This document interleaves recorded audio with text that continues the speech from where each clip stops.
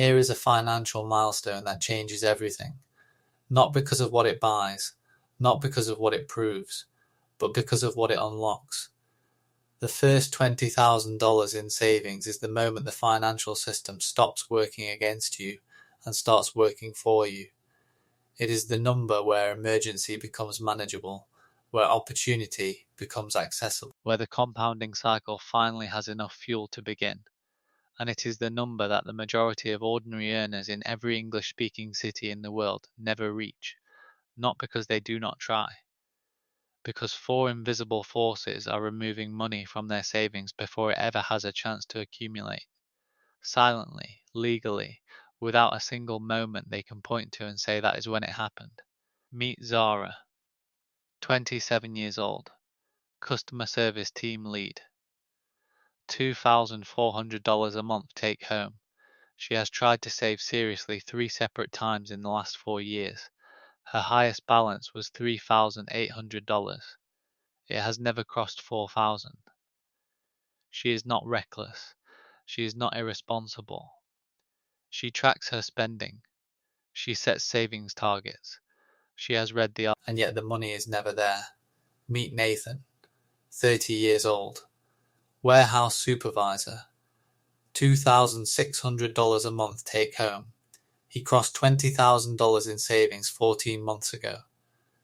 He does not earn significantly more than Zara. He did not receive an inheritance. He did not get a windfall. He found 4 specific leaks that Zara still has open. Today we are going to name all 4. Zara remembers the first time she tried seriously. She was 24. She opened a dedicated savings account, named it Emergency Fund, and set up an automatic transfer of $200 every payday. She told herself she would not touch it. For 3 months it worked. Then her phone broke. $420 for a replacement she could not avoid. She withdrew from the fund. She told herself she would replace it by the end of the following month. She did not. By the time she rebuilt the fund to $200, she had lost the momentum and quietly let the automatic transfer lapse. The second time she tried, she was 25. She was more disciplined. She saved $3,200 in 7 months. She was proud of that number. Then her car needed urgent repairs, $2,100. Then her rent increased at renewal. Then a close friend's wedding required flights and a dress and a gift. The fund was gone in 11 weeks. The third time she did not make it past $2,000 before a combination of small, unexpected costs, a dental bill, a parking fine, a broken laptop, removed everything she had built over 4 months of effort. Zara does not tell people about this. It carries a shame that does not feel fair given how hard she tries. Nathan understands this feeling. He lived it for 2 years before he understood what was actually happening. Because what was happening to Zara and what happened to Nathan for 2 years is not a discipline problem. It is a structural one. There are 4 forces that systematically drain the savings of ordinary earners before the first $20,000 can accumulate. The volatility tax, the visibility gap, the proximity drain, the momentum cliff. That is what we are covering. Here is what we are covering today. First, the volatility tax, the hidden financial cost of living without a savings buffer, where every unexpected expense costs significantly more than it would for someone with $20,000 already saved. Second, the visibility gap. Why the savings account most people use is structurally designed to keep savings visible, accessible, and therefore vulnerable to being spent. Third, the proximity drain. The specific spending patterns that activate when savings are within easy reach and why the brain treats accessible money as available money. Fourth, the momentum cliff. The exact point in the savings journey where most people stop and why stopping at that point costs more than starting over. Zara's car insurance renewal arrived last October. The standard renewal quote was $460. If Zara had $20,000 in savings, she would have taken 45 minutes to compare alternative quotes, found a better rate at $310, and saved $150 without any meaningful disruption to her life. She did not have $20,000. She had $640 in rent due in 9 days. She accepted the renewal quote without comparing. $460 gone. This is the volatility tax. The volatility tax is what people without savings pay that people with savings do not. It is not a formal charge. It is not collected by any institution. It is simply the premium that financial precariousness adds to every purchase. Every renewal, every unexpected cost, and every decision made under pressure. When Zara's boiler stopped working 2 winters ago, she needed a repair urgently. With savings, she would have compared 3 quotes over 2 days and paid $480. Without savings, with the cold and with no margin, she called the first available engineer and paid $740. The difference, $260. The reason, no savings to create the time to make a better decision. When Zara's laptop developed a fault before an important work deadline, she needed a replacement within 24 hours. The best available price with 7 days to shop around was $320. The best available price in 24 hours was $400. The difference, $170. The reason, no savings to create the time. Nathan tracked his volatility tax for 12 months before he crossed $20,000. He found that financial precariousness was costing him between $140 and $210 per month in premium payments, rushed decisions, and acceptance of unfavorable terms that he would not have accepted with a savings buffer behind him. Between $1,680 and $2,520 per year, consumed not by spending decisions he made, by the structural cost of not yet having the buffer that would allow him to make those decisions properly. The volatility tax is circular and self-reinforcing. Not having savings costs money. That cost makes saving harder, which keeps the buffer small, which keeps the volatility tax active. The only way to break the circle is to understand it is there, and to structure the savings journey specifically to withstand it, rather than simply hoping discipline will be enough. Zara has been relying on discipline. Nathan understood the circle. Zara's savings account is in the same app as her current account. One tap. Same screen. Same institution.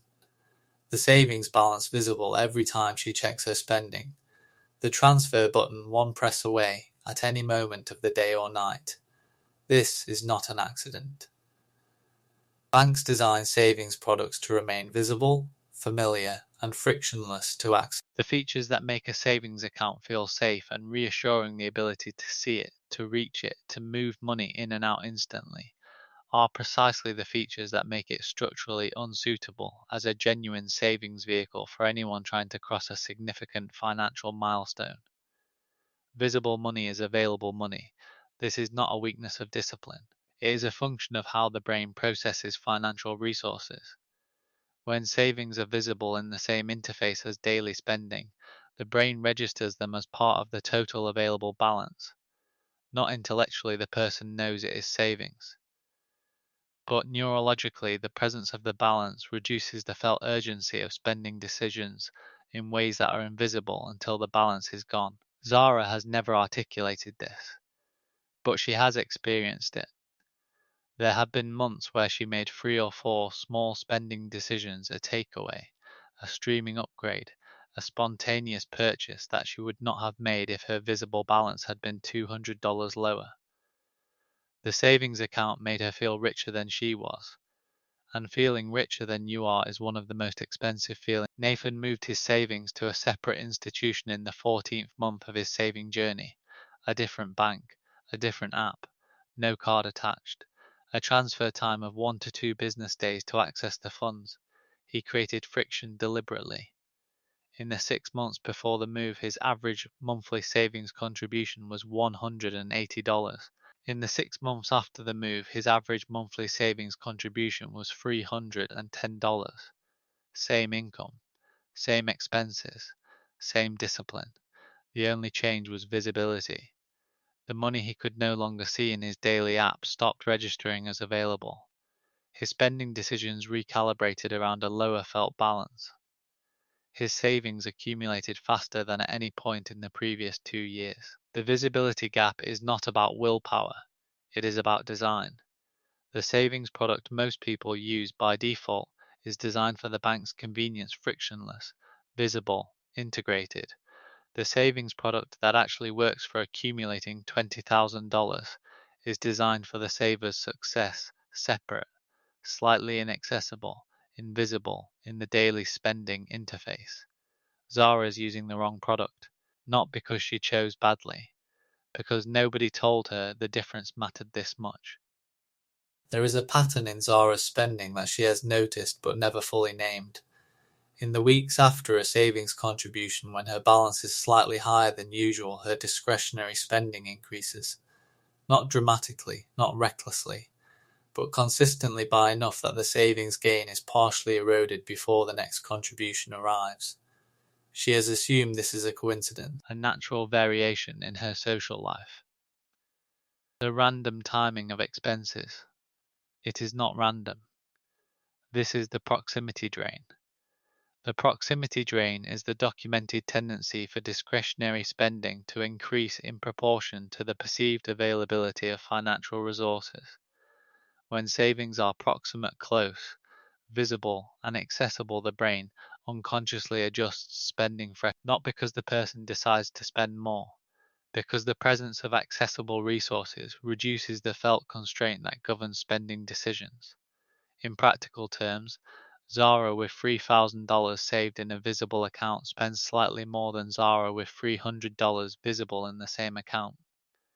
The difference is not dramatic in any single week. Over 12 months, it represents the difference between accumulation and stagnation. Zara has never articulated this, but she has experienced it.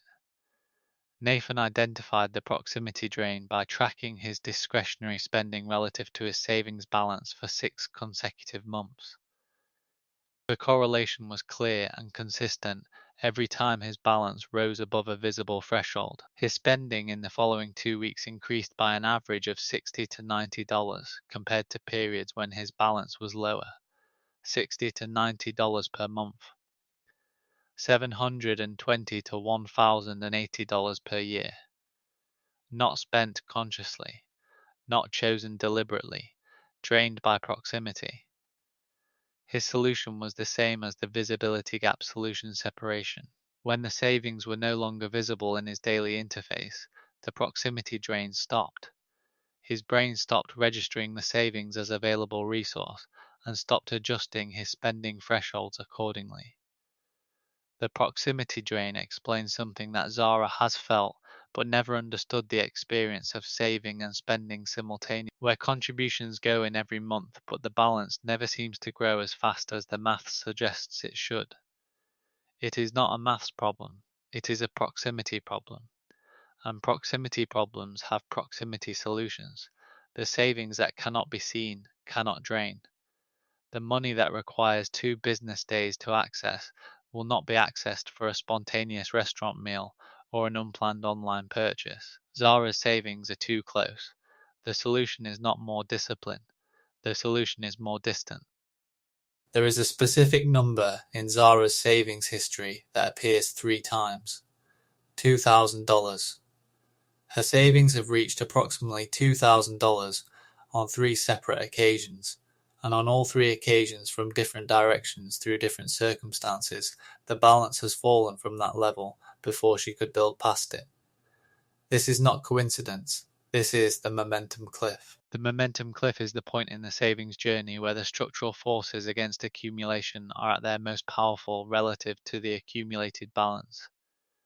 Below $2,000, the balance feels too small to protect. It does not yet feel like real savings. Above $4,000 or $5,000, the balance begins to feel real enough that protecting it becomes motivating.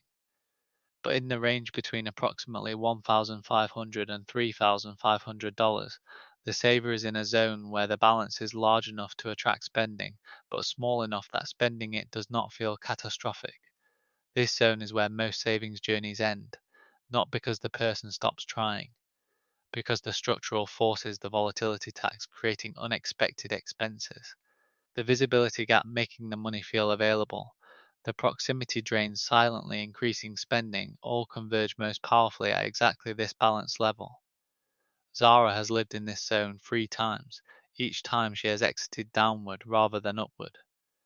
Nathan crossed the momentum cliff on his 4th serious attempt, not because he was more disciplined on the 4th attempt than on the first 3, because on the 4th attempt he understood that the cliff existed and structured his journey specifically to cross it. He did 3 things differently. First, he separated his savings to a different institution before he began removing both the visibility gap and the proximity drain before they could operate. Second, he calculated his volatility tax from the previous 12 months and set his initial savings target to cover it, building a specific buffer against the force most likely to drain the fund before it could accumulate. Third, he set a rule: no withdrawal from the savings account for any reason until the balance crossed $5,000. Not 3,000, not 4,000. 5,000, the level above the momentum cliff zone, where protecting the balance becomes self-motivating. It took him 8 months to cross $5,000. In the 14 months since then, he has crossed 20,000, not because the saving became easier above 5,000, because the structural forces that had been working against him below 5,000 had been neutralized, and without those forces draining the fund, the compounding of contributions finally had room to accumulate. Zara's savings have never crossed 4,000. She has never been told the cliff exists. Nathan did not cross $20,000 because he earned more than Zara. He did not cross it because he was more disciplined, more focused, or more financially sophisticated. He crossed it because he stopped treating the savings journey as a willpower problem and started treating it as a structural one. 4 structural changes. Applied in order. First, he quantified his volatility tax.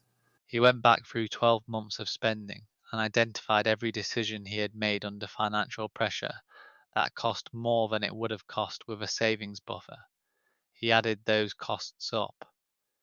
That number became his initial savings target, the specific amount required to neutralize his personal volatility tax and make every future financial decision from a position of stability rather than pressure.